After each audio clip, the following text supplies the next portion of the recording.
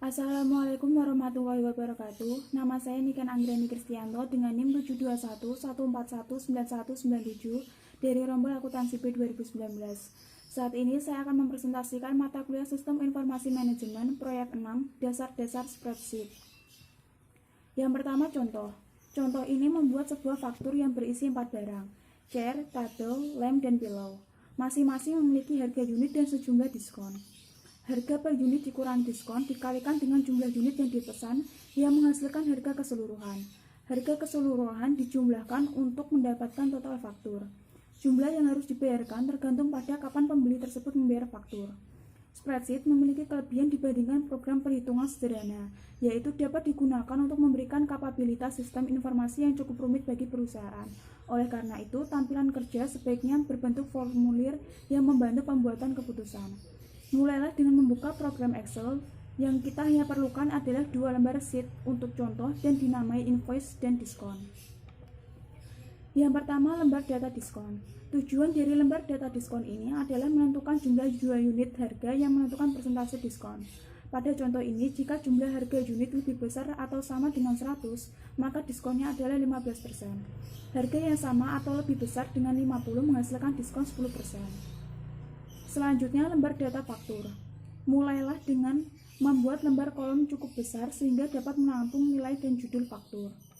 Gunakan mouse untuk memilih kolom A hingga G, kemudian pilih perintah format diikuti kolom dan width. Ketika pilihan width muncul, pilihlah kolom dengan lembar 13. Sekarang Anda dapat memasukkan data di mana nilainya tidak akan melebihi ukuran sel. Mulailah dengan memasukkan nilai data ke dalam sel yang tidak membutuhkan hitungan. Ini adalah formula untuk menghitung diskon. Sel A1 telah memiliki entry invoice. Sel B3 hingga B7 terisi kata-kata item seperti chair, table, lamp, dan pillow. Harga satuan juga dimasukkan ke dalam sel C3 hingga C7. Lewati kolom D, nilai-nilai akan dihitung kemudian. Masukkan unit ke dalam sel E3 hingga E7. Masukkan kata-kata diskon dalam sel D3 dan expense price dalam sel F3. Masukkan masing-masing total, amount due, date, dan sel G8, F10, dan G10. Kita ingin meletakkan teks di tengah sel-sel A1 hingga G10. Sorot ke seluruh area dengan mengklik mouse pada sel A1 dan tarik kursor sampai sel G13. Lepaskan mouse dan pilihlah perintah format diikuti subperintah sel. Pilihlah tab penjajaran, maka layar seperti gambar di samping akan muncul. Diskon yang diberikan tergantung pada harga satuan dan nilai pada lembar data diskon. Ini adalah formula bersyarat yang mengharuskan pernyataan if untuk menghasilkan suatu nilai.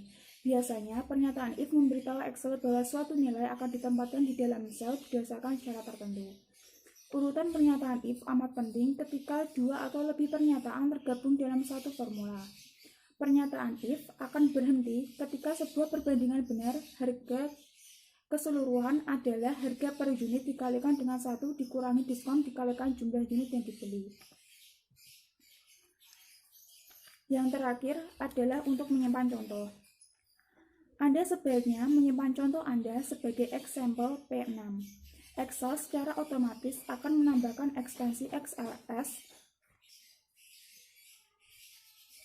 kepada nama file. Dengan demikian, Anda dapat mengacu pada contoh ini ketika mengerjakan tugas di bawah. Sekian dari saya, kurang lebihnya mohon maaf. Wassalamualaikum warahmatullahi wabarakatuh.